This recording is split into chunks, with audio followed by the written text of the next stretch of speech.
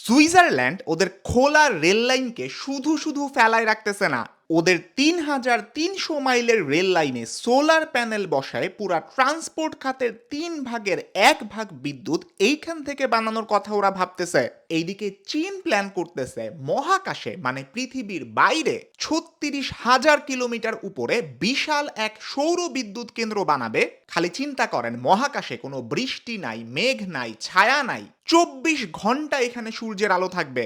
যেই পরিমাণ বিদ্যুৎ আসবে এইখান থেকে, এইটা এতটাই বেশি যে পৃথিবীর বুকে যত তেল এখন পর্যন্ত তোলা হয় নাই, সেই তেল দিয়ে যেই পরিমাণ বিদ্যুৎ বানানো যাবে, এইটার সমান বিদ্যুৎ ১ বছরে এই সোলার পাওয়ার প্ল্যান্ট বানাবে। আপনারা সূর্যের আলোয় ডিম ভাজি করার অনেক ভিডিও অলরেডি দেখছেন আমি জানি। মাথায় রাখবেন, সূর্যের আলোতে ডিম ভাজি করা ছাড়াও আমাদের এই বাংলাদেশে সোলার হোম সিস্টেমের মাধ্যমে ১৫ বছরে পুরা দেশের প্রতি ১০০ জনের ১৪ জনের কাছে বিদ্যুৎ পৌঁছানো গেছে। স্পেশালি গ্রামে গঞ্জে যেখানে তারের মাধ্যমে বিদ্যুৎ পৌঁছানো অনেক কঠিন ছিল, এই জায়গায় সোলারের মাধ্যমে আমরা বিদ্যুৎ দিতে পারছি। অ্যান্ড এইটা পৃথিবীর সবচেয়ে বড় of grid solar system program ছিল। বাংলাদেশে এখন এমন সোলার কোম্পানিও কাজ করে যারা প্রথম এশিয়ান কোম্পানি হিসেবে সোলার হাইব্রিড ইনভার্টার বানাইছিল। বলা হয় চট্টগ্রামের মাত্র ৮টা জেলায় সৌর বিদ্যুৎ উৎপাদন করার মাধ্যমে পুরা বাংলাদেশের বিদ্যুতের চাহিদা মেটানো সম্ভব। বাংলাদেশের সবচেয়ে বড় সৌর বিদ্যুৎ কেন্দ্রটা গাইবান্ধা জেলার সুন্দরগঞ্জে ৬০০ একর জমির উপরে বানানো, যেটা থেকে দিনে ২০০ মেগাওয়াট বিদ্যুৎ বানিয়ে প্রায় ১,৩৪,০০০টা বাড়িতে কারেন্ট দেয়া সম্ভব। বুঝতেই পারতেছেন, সৌর বিদ্যুতের ক্ষেত্রে বাংলাদেশে যে খুব একটা পিছায় আছে এমন না। এখন সামনের দিনগুলোতে এই সেক্টরে কি কি চমক আসতে যাইতেছে, সোলার ইনভার্টার গুলো আসলে কিভাবে কাজ করে, যারা বলে বাংলাদেশে সোলার প্যানেল বসানোর জায়গা কম, তাদের কথা আসলে কতটা ঠিক, এই সবগুলো ব্যাপার নিয়েই আমি আজকের ভিডিওতে আলোচনা করব। তো চলুন শুরু করা যাক। বাংলাদেশে যত দালান আছে, এইটার যে ছাদ আছে না, সোলার প্যানেল বসানোর জন্য এইগুলা খুবই ভালো একটা জায়গা হইতে পারে।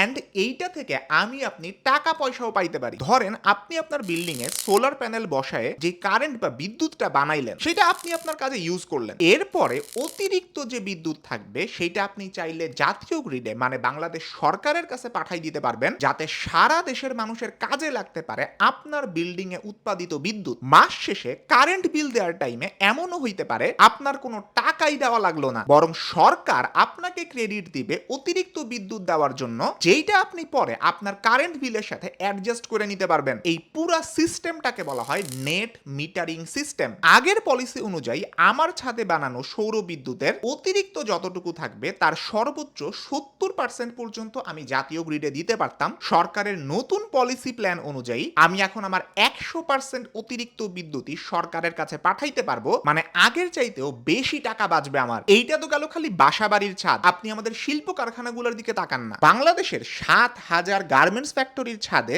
৪২০ লক্ষ স্কয়ার ফিট জায়গা আছে, যেখানে সোলার প্যানেল বসাইলে ৪০০ মেগাওয়াট বিদ্যুৎ পাওয়া যাবে। খালি চিন্তা করেন, শুক্র আর শনিবার যখন ফ্যাক্টরি বন্ধ থাকে, তখন এই পুরাটা দিনের সৌর বিদ্যুৎ পুরাটাই ওরা জাতীয় গ্রিডে সরকারকে দিয়ে দিতে পারবে। কারণ নিজেদের তো এই ২ দিন বিদ্যুৎ ব্যবহার করা লাগতেছে না। আপনি যদি কারখানার মালিক হন, আপনার কত টাকা বাঁচবে একবার চিন্তা করেন। ছাদের পরে আসে সরকারের অধীনে থাকা খাস জমিগুলা, যেখানে এখন তেমন কিছুই করা হইতেছে না। এইটার অন্যতম উদাহরণ গাইবান্ধার সুন্দরগঞ্জ উপজেলায় অনাবাদী চরের ৬৫০ একর জমিতে গড়ে উঠেছে দেশের সবচেয়ে বড় এবং এশিয়ার অন্যতম বড় সৌর বিদ্যুৎ কেন্দ্র। বাংলাদেশে যারা ভাবেন সোলার প্যানেল বসানোর জায়গা কম, তারা খেয়াল করেন খালি চট্টগ্রামের ৮টা জেলাতে যে খাস জমি আছে, ওইটাতে বসানো সোলার প্যানেলের বিদ্যুৎ দিয়েই পুরা বাংলাদেশের মোট চাহিদা মেটানো সম্ভব। কমেন্টে আমাকে তারেক রহমান ভাই খুবই ইন্টারেস্টিং একটা ইনসাইট দিয়েছেন। বাংলাদেশের সবচেয়ে বড় কৃত্রিম অর্থাৎ মানুষের বানানো লেক বা হ্রদ হইতেছে কাপ্তাই হ্রদ। এইখানে বিদ্যুৎ বানানোর জন্য প্রায় ৬৯,০০০ হেক্টর জমিকে পানিতে ভাসায় দেওয়া হয়েছে। বিদ্যুৎ পাওয়ার ক্যাপাসিটি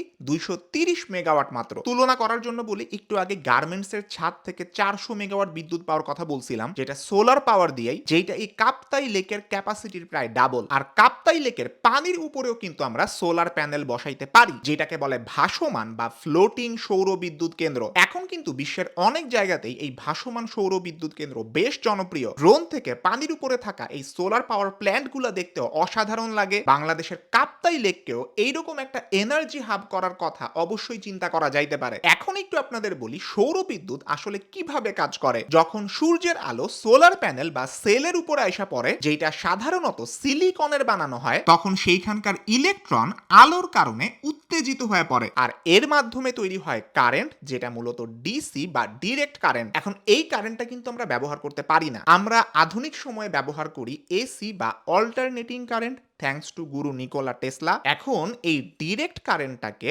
অল্টারনেটিং কারেন্ট বানানোর জন্য মাঝখানে একটা কাবজাব করা হয়, যেই টেকনোলজিটাকেই বলা হয় ইনভার্টার। আপনারা 3 ইডিয়টস দেখছেন না সবাই? ওইখানে আমির খানের হাতে একটা ইনভার্টার থাকে না, যেটার নাম ভাইরাস ইনভার্টার? ওইটা দিয়ে ও কি করছিল মনে আছে আপনার? রাস্তায় থাকা গাড়ির ব্যাটারি, যেটা কিনা ডিসি বা ডিরেক্ট কারেন্টের, ঝড়ের রাতে যখন ইলেকট্রিসিটি সব জায়গায় নাই হয়ে গেছিল, তখন এই ইনভার্টারটা ইউজ করে কিন্তু সে অপারেশন থিয়েটারের লাইট আর অন্যান্য যন্ত্রপাতি চালাইছিল। বাচ্চাটা যখন ডেলিভারি হয় সেই সময়। বাস্তবে আমির খানের এই ইনভার্টারের অস্তিত্ব আছে কিনা আমি জানি না, তবে সোলার প্যানেল থেকে বিদ্যুৎ ব্যবহারের জন্য বাস্তবেই আপনার ইনভার্টার লাগবে। এখন এই ইনভার্টারটা দুইটা ভিন্ন ধরনের হইতে পারে। মনে করেন আপনি সোলার প্যানেল থেকে কারেন্ট বানাইলেন, আপনি এখনের কারেন্টটা এখনই ইউজ করে ফেলতে চান, অতিরিক্ত যে কারেন্ট আছে সেটা আপনি কোথাও জমা করে রাখতে চান না, সাথে সাথে আপনি এটা জাতীয় গ্রিডে সরকারকে দিয়ে দিবেন, মানে বিদ্যুৎ জমায়ে রাখার কোনো সিস্টেম এখানে নাই। এই ধরনের ইনভার্টারকে বলা হয় অন গ্রিড ইনভার্টার। আবার ধরেন আপনার মনে হইলো যে না, সাথে সাথে কারেন্ট জাতীয় গ্রিডে পাঠানো আমার জন্য সম্ভব না, এই যে এতদিন অতিরিক্ত বিদ্যুতের 70% পর্যন্ত জাতীয় গ্রিডে পাঠানো অ্যালাউড ছিল, তাহলে বাকি 30% বিদ্যুৎ কই যায়? আসমানে তো হাওয়া হইতো না, তাই না? এই বিদ্যুৎটা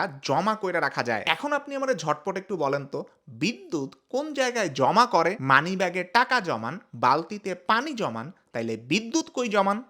হ্যাঁ, ব্যাটারিতে। আপনার ইনভার্টার যখন দুইটা কাজই করতে পারবে, চাইলে অতিরিক্ত বিদ্যুৎ জাতীয় গ্রিডে সরকারকে পাঠায়ও দিতে পারবে, আবার চাইলে এই বিদ্যুৎ ব্যাটারিতে জমাও করে রাখতে পারবে। এই দুইটা ক্ষমতাই যখন একটা ইনভার্টারের মধ্যে থাকবে, তখন এইটাকে বলা হয় হাইব্রিড ইনভার্টার। বলেন তো কোন ইনভার্টারের দাম বেশি হওয়ার কথা? অবশ্যই হাইব্রিড ইনভার্টারের, কারণ এইটার ব্যাটারি ব্যাকআপ দেওয়ার আলাদা একটা ক্ষমতা আছে, যেটা কিনা অন গ্রিড ইনভার্টার, যেটা দিনের কারেন্ট দিনেই পাঠায় দেয়, এই ইনভার্টারের এই ক্ষমতাটা নাই। এখন এই হাইব্রিড ইনভার্টার বানানো কিন্তু সহজ কোনো কাজ না। বাংলাদেশে কাজ করতেছে এমন একটা কোম্পানি গুডউই, যারা কিনা এশিয়ার মধ্যে প্রথম কোম্পানি যারা এই হাইব্রিড ইনভার্টার বানাইছে বা লঞ্চ করছে গ্লোবালি পুরা বিশ্বের মধ্যে। ওরা এমনিতে বাসাবাড়ির জন্য 0.7 থেকে 30 কিলোওয়াটের মধ্যে ইনভার্টার বানায় বা ম্যানুফ্যাকচার করে। তবে বিশেষ ব্যাপার হইতেছে ওদের ইনভার্টার গুলা অল্প আলোতে অনেক সকাল থেকেই বিদ্যুৎ বানানোর কাজ শুরু করতে পারে, যেই বিষয়টা হয় ইনভার্টারের লো স্টার্ট আপ ভোল্টেজ থাকার কারণে। গুডউই ইনভার্টার গুলা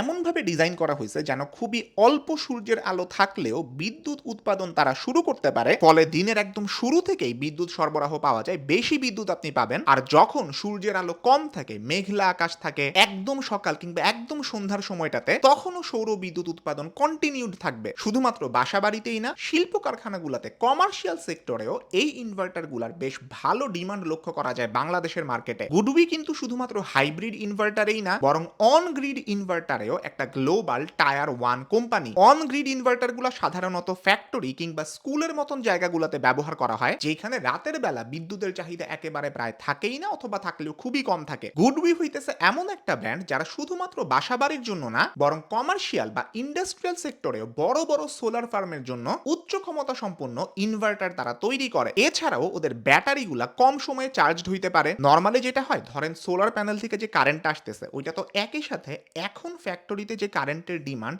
ওইটা পূরণ করতেছে, আবার ব্যাটারিতেও কারেন্ট জমা করতেছে। দুইটা কাজ কিন্তু একসাথে করতেছে। এখন এই যে দুইটা কাজ একসাথে করা, অন্যান্য অনেক ইনভার্টারই কিন্তু অতিরিক্ত যে সোলার বিদ্যুৎটা আছে এইটা ব্যবহার করতে বা সংরক্ষণ করতে পারে না, কারণ সেই সব ইনভার্টারের ব্যাটারি চার্জিং পাওয়ার আর ডিসি ওভারসাইজিং ক্যাপাসিটি কম। গুডউইয়ের ব্যাটারি আর ইনভার্টার ওরা এই কাজটা ভাগে ভাগে করতে পারে, যেটা 200% ডিসি ওভারসাইজিং এর মাধ্যমে হয়। সৌর বিদ্যুতের ক্ষেত্রে এখন তো আপনারা বুঝলেন যে ব্যাটারি লাগবে। এই ব্যাটারিটা আবার বিভিন্ন ধরনের হইতে পারে। এর মধ্যে একটা হচ্ছে এলএফপি ব্যাটারি বা লিথিয়াম ফেরাস ফসফেট ব্যাটারি। এটা এক ধরনের লিথিয়াম আয়ন ব্যাটারি। এইটার সুবিধা হইতেছে অনেক বেশি হিট হয় না, 4000 থেকে 6000 চার্জ ডিসচার্জ সাইকেল থাকে, যেটা 10 থেকে 15 বছর পর্যন্ত সার্ভিস দিতে পারে। আর এফিসিয়েন্সির দিক থেকে 90 থেকে 95% এফিসিয়েন্সি দেখাইতে পারে, যেটা কিনা অনেক বেশি অন্যান্য ব্যাটারির তুলনায়। মনে করেন লোড শেডিং হইলো আপনার বাসায়, আপনার আপনার কারেন্ট এখন চলবে সোলার পাওয়ারে। এই যে আসল কারেন্ট থেকে সোলার কারেন্টের মধ্যে পাওয়ারটা শিফট হবে, এই সময় দেখবেন কারেন্ট একটা বাড়ি খায়। যারা ইউপিএস চালান কম্পিউটারে তারা এই জিনিসটা আরো ভালো বুঝবেন। এটা কিন্তু খুবই বিরক্তিকর। এই যে কারেন্টের শিফট হওয়াটা, এটা যত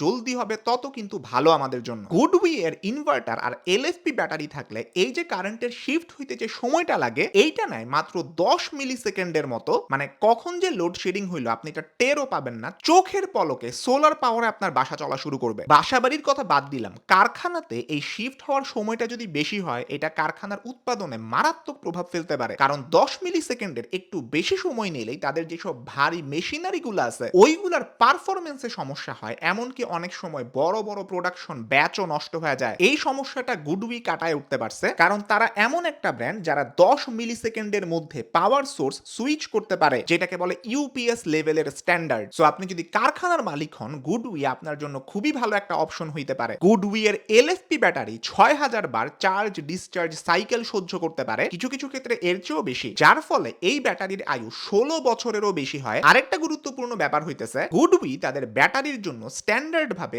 10 বছরের ওয়ারেন্টি দেয়, আলাদা করে কোনো খরচ ছাড়াই। এইটা গুডউই আর অন্য অনেক ব্র্যান্ডের মধ্যে একটা বড় পার্থক্য, কারণ অন্য অনেক ব্র্যান্ড সাধারণত সর্বোচ্চ 5 বছরের ওয়ারেন্টি দেয়। গুডউই এর প্রোডাক্টের ওয়ারেন্টি আপনি চাইলে অ্যাডিশনাল চার্জ দিয়ে সর্বোচ্চ 25 বছর পর্যন্ত বাড়াইতে পারবেন। অন্য অনেক ব্র্যান্ডের ক্ষেত্রে যেটা ম্যাক্সিমাম 20 বছর। এইটা কিন্তু সোলারের ক্ষেত্রে খুবই গুরুত্বপূর্ণ, কারণ নিশ্চয়ই আপনি অনেক দিনের জন্য প্রোডাক্টটা ইউজ করতেছেন। কোনো কিছু নষ্ট হইলে যাতে আপনি ওদের থেকে বিনা খরচে মেশিনটা রিপ্লেস করতে পারেন, একেবারে নতুন একটা প্রোডাক্ট আপনাকে দিয়ে যাবে, এই ব্যাপারটা খুব জরুরি। আর এখন কিন্তু নতুন এক ধরনের চিন্তা আসছে, আপনার দালান বা বিল্ডিং যখন বানাবেন তখন এইটারে যদি এমন ভাবে বানানো যায় যাতে করে এটার যে যে অংশ সূর্যের আলো পায়, ওইটার প্রতিটা জায়গা থেকেই সৌর বিদ্যুৎ পাওয়া যায়। স্পেশালি ধরেন ছাদ, জানালা, ফ্যাসেটস, স্কাইলাইটস প্রভৃতি, শুরু থেকেই যদি এই অংশগুলোকে এমন ভাবে বানাই যাতে করে এইগুলার থেকে শুধু সৌর বিদ্যুৎ উৎপাদন হয়েই যাবে, এই চিন্তাটাকেই বলা হয় বিল্ডিং ইন্টিগ্রেটেড ফটোভোল্টেইক্স বা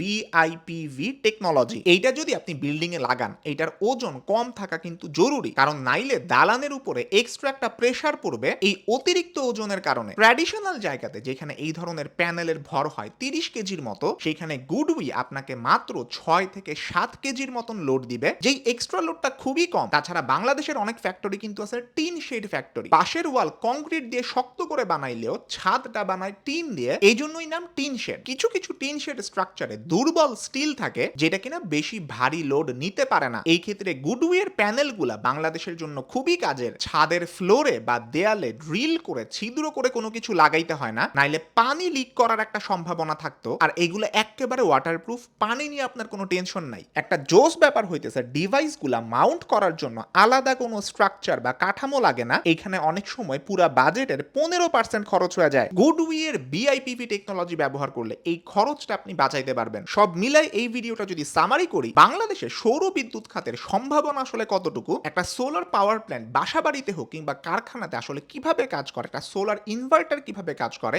ব্যাটারিগুলা কিভাবে কাজ করে, এবং এই ক্ষেত্রে গুডউই এর সলিউশনগুলো আপনার কতটা কাজে লাগতে পারে, এই পুরো ব্যাপারটা ব্যাখ্যা করা নিয়েই ছিল আজকের এই ভিডিও। আপনার যদি এই ধরনের কন্টেন্টগুলো ভালো লাগে, আপনি চ্যানেলটা সাবস্ক্রাইব করে রাখতে পারেন এবং পাশে থাকা বেল আইকনটা প্রেস করতে কখনোই ভুলবেন না। সবাই ভালো থাকবেন, সুস্থ থাকবেন, দেখা হবে ইনশাআল্লাহ পরবর্তী ভিডিওতে। আল্লাহ হাফেজ।